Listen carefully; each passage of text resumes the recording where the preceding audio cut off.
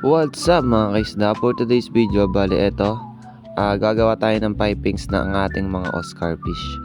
Bali eto guys, no, meron tayo ditong Civilian na water pump. Shoutout nga pala sa Civilian water pump. Bali eto, tinignan natin yung mismong pattern natin. So matagal na pala to guys, no, yung drawing natin na yan, mga ilang months na yan, at nag-aaral pa tayo nun. So ayan, nahanap natin yan at yung mga pipings ng ayan, yung mga bulb, yung mga tubo, yung mga ano yan, yung putol-putol na yan guys, no. Matagal na yan nating nabili. Bale, ayun, dream talaga natin to guys na buuin yung pipings ng mga Oscar fish. Bale, ilang months din yan, no, bago natin nabili lahat ng kailangan natin. Bale, ito yung aqua Civilian na water pump. Sobrang lakas niyan guys. At ayun, doon natin siya lalagay dito sa 100 gallons tank natin. At ayan pala yung mismong mga kasama niya. Bale, ayan yung sa paa niya guys, no. At ito di pa natin alam, pero parang sa pang-connect siya ng tubo guys. Ayan, bale sinusukat natin dito yung mga kasya sa kanya. Ayun, bale, ito palang si Billion na to guys. Pwede siyang amphibious. 'Di ba yung karaniwan na pump sa atin sa ilalagay siya sa mismong aquarium. Yan guys, pwede siyang ganyan. Pwede siyang hindi nakalagay sa tubig. Tapos mahihigop niya yung tubig. Ayan, bale amphibious siya. Pwede siyang hindi ilagay sa mismong tubig. Parang iba-vacuum niya. Ayun yung kagandahan sa pump na to guys, no. Kasi yung iba kailangan nakalubog para makahigop ng tubig. Siya guys, no, kahit ipatong lang natin siya at lagyan lang ng tubo at magagamit na natin. Napakaganda ng Civilian guys, no. Bale, ito sinusukat lang natin dito lahat ng pwede nating magamit at yung sukat sa ating gagawing DIY filter. At ayan, tinitingnan ko dito kung pwede siyang gawing amphibious pump. Yon, bale, ayan, sinusukatan lang natin siya dyan. Tinitingnan yung kagandahan ng Civilian at yung mga possible nating pwedeng ilagay na mga tubo. Bale, ayan, sinusukat lang natin dito lahat, no. At kung nakikita nyo yung sa may yung pinakita ko kanina guys na parang dinidikit, ayan yung nilalagay para kung nilagay na natin siya, hindi siya gaanong gumagalaw or tumaob yung mismong pump. Ayun, bale, ayan, sinusukat lahat natin dito yung sizing ng mga tubo. At yung watts pala ng pump na to is nasa 20 watts. Tapos nasa 3,000 o 3,500 liters per hour. Isipin nyo yun guys, no, kung gaano kalakas yun at kung gaano kabilis yung tubig. So ayan, puputulan natin dito ng kaunti yung tubo natin. Sinukat na natin sa mismong ilalim ng 100 gallons tank natin. Bale, ayan, pinuputol lang natin dito yung mga tubo. At yung size pala ng tubo na gagamitin natin is 1. Nasa 32 yata yun millimeter. So 32 millimeter yata kung di ako nagkakamali. Bale, ayan, nililihan natin yung dulo pagkayari nating putulin. At syempre sinusukat din natin yan after nating putulan. So ayan, at ayan, makikita nyo naman dito na ginabi na tayo guys, no, sa ating ginagawa sa ating DIY filter.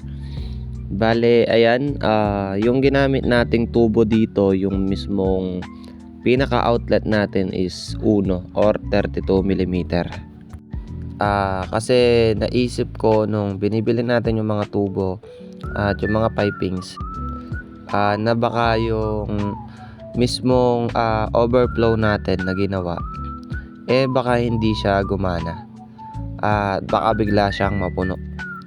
At ayan, kung makikita nyo dito, kada mapuputol natin, nililihan natin guys, no, para walang leak at walang ganong sabit. Kaya uno yung ginamit natin guys, no. Kasi baka pag maliit yung tubo natin, ayun, biglang mapuno yung mismong aquarium natin kasi wala siya talagang makina na mag-aalis ng tubig. So mamaya papakita ko yung sinasabi kong overflow na outlet natin. Bale dyan kasi sa 100 gallons natin guys, no, nung binili natin to, niresilicone natin, binuo natin ng bago, tapos nilagyan natin siya ng overflow. Bale kahit lagyan mo siya ng lagyan ng tubig, hindi siya mapupuno, matatapon lang yung tubig niya at madidrain. Bale hindi siya matutuyuan guys, no, or hindi naman siya mag-overflow. Bale ano siya guys, meron siyang butas sa gilid. Binarena natin siya guys, no, binutasan natin. May mga video tayo dyan nung ginawa natin yan. Medyo matagal na at makikita nyo yun sa page. So dun natin siya ngayon ilalagay. So ilang months na rin yun or years na bago natin nagamit yung overflow natin. Pero ayun nga, sabi ko nga, may butas yan guys sa ilalim, yung mismong glass ay sa may gilid, pero hindi natatapon yung tubig kasi meron tayong nilagay doon na dalawang glass. Bale hinaharangan niya.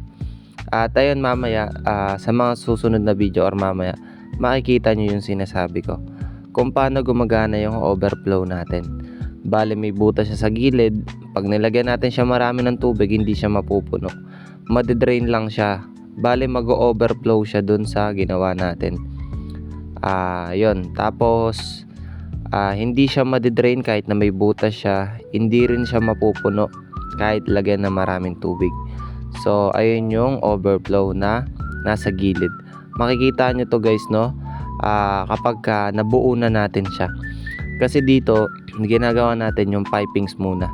Bale yan, iniisa-isa natin yan, mano-mano natin ginagawa guys, no. At ayan, nililinisan lang natin siya dito. At sabi nga nila, kapag gusto mo yung ginagawa mo, okay lang sa'yo kahit pagod ka na or walang bayad. So ayan guys, no. So dito pinuputulan ko lang lahat, no. So sa part ng video na to, ginagawa naman natin dito is yung bagsak ng tubig dyan, yung pinaka outlet. Bale pag nag-overflow na, dito na banda yung sa ilalim. Ayan, yung nasa taas na yan. Bale yung ginagawa natin na yan, dyan na yung mismong bagsak ng tubig at mismong balik na sa mismong filter. Para siyang shower yung ginagawa natin. Bale ayun, winakwak lang natin yung tubo doon para doon lumabas yung tubig. So bale dito, ayan, valve yung ginamit natin dito. Drain din to guys, no, kapag napupuno yung mismong tank natin. Bale dito binuo ko na siya bago natin siya isalpak sa mismong 100 gallons. Bale yan, naglagay lang tayo dyan ng valve. Tapos ayan naman yung sa mismong aquarium outlet. Bale ayan, dyan lang natin siya idudugsong. Mamaya makikita nyo kung ano yung kakalabasan. Bale ayan yung sa mismong bagsak, ayan yung extra na exit. Ayan naman, ito yung patayan sa mismong balik ng filter. So pag pinatay natin yan guys, no, at inopen natin yung valve doon na una, doon matatapon yung tubig, hindi babalik yung tubig sa mismong DIY filter. Bale ang tapon ng tubig guys, no, doon sa unang valve, at hindi siya babalik dito or hindi mahuhulog yung tubig dito. Yan, hindi mahuhulog dyan. Bale ayun, ayun yung DIY natin na pinaka outlet. Bale ito yung sinasabi kong parang shower. Winakwak lang natin dyan yung tubo. Ayan, makikita nyo may siwang yan. Dyan lalabas yung tubig na galing sa overflow. Ayan. Bale dyan sisirit yung tubig. Bakit natin nilagyan ng ganyan? Nilalagay yan guys, no, para yung bagsak ng tubig is nakasabog. Kasi kung tubo lang yan, malakas yung pressure. Tapos yung dumi, hindi natin masasala. Ayan. Bale, ayan, kumuha lang tayo dito ng interior para sukatan yung mismong mga connecting natin ng mga tubo. Kasi yung iba dyan guys, no, nakaparang pwede siyang iikot, pwede siyang baklasin.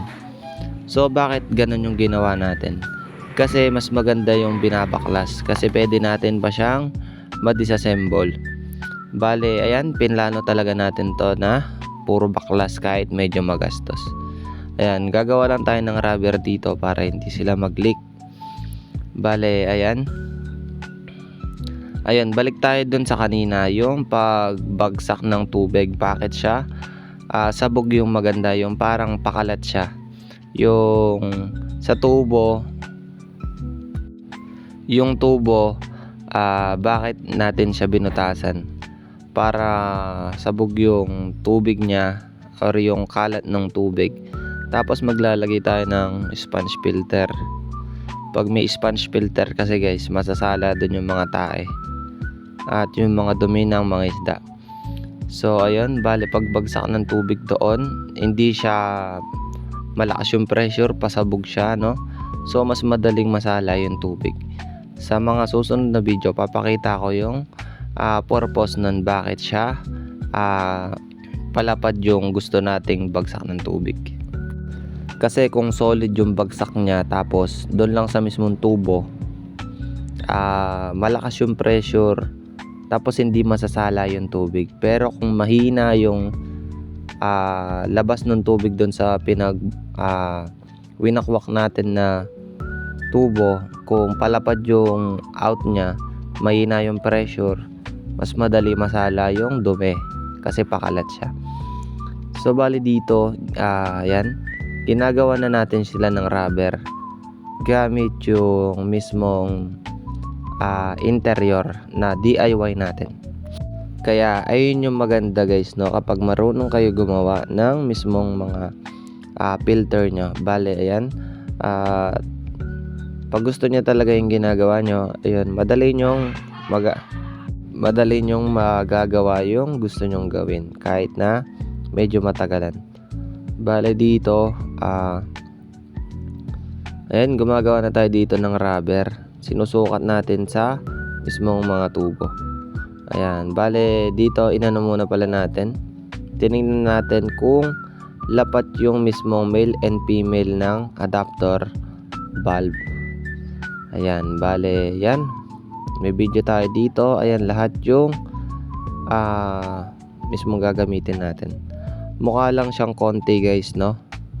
Mukha lang konti yan, pero naka-build na siya at grabe yung magagawa niyan guys, no, kapag nabuo na natin siya.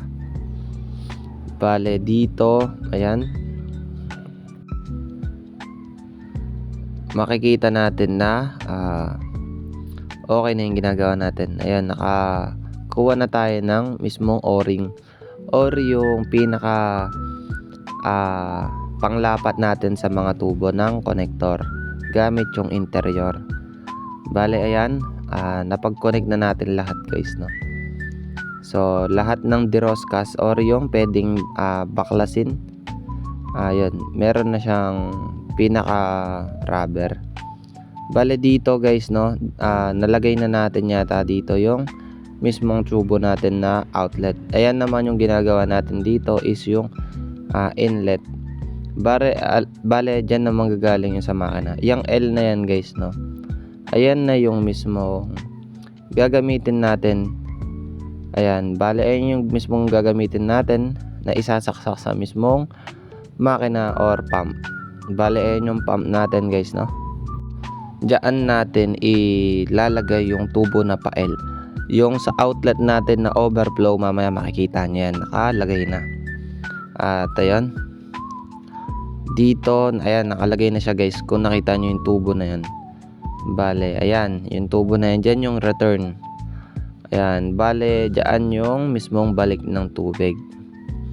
Diyan natin isasalpak yung kanina na sinasabi nating pasabog yung tubo na winakwak natin. Mas okay yun para madali siyang masala yung tubig. Bale dito, ayan, nakasalpak na yung mismong outlet natin na ginawa kanina. Bale, ayan yung bulb. Ayan yung unang bulb natin na pinakita. Yung bulb na yan guys, no, pinaka drain natin siya dyan. Bale, ayan, yung bulb naman na yan yung pangalawa. Kung isasarado natin yung bulb na to guys, yan, yung bulb na yan, hindi papatak dyan yung tubig, hindi babalik sa mismong filter. Pag nakasarado yan at binuksan natin yung unang bulb, doon siya matatapon yung tubig. Bale, exit yun ng tubig, drain siya guys, pwede siyang pang drain. Bale, dito nalagyan na natin ng tubig yung DIY filter natin, RepTab yan guys, no. Ayan yung gagamitin nating pinaka filter, dahil yung 75 gallons na isa gagamitin natin. Yan, mamaya makikita nyo yung purpose nung unang bulb. At ayan, lalagay na natin dito yung mismong inlet natin. May part 2 yung video guys. Thank you.